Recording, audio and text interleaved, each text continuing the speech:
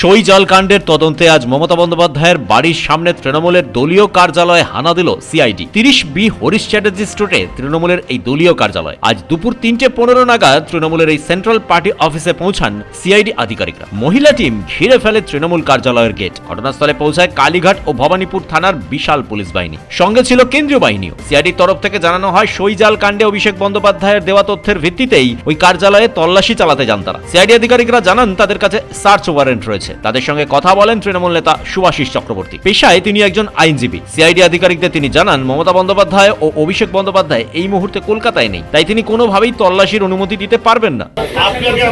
আমি আমার নোটিশ রয়েছে যে যার বাড়ি যার office say in access of it, আমি কোথায় কি আছে করব না, এই তো অবস্ট্রাকশন নাকি?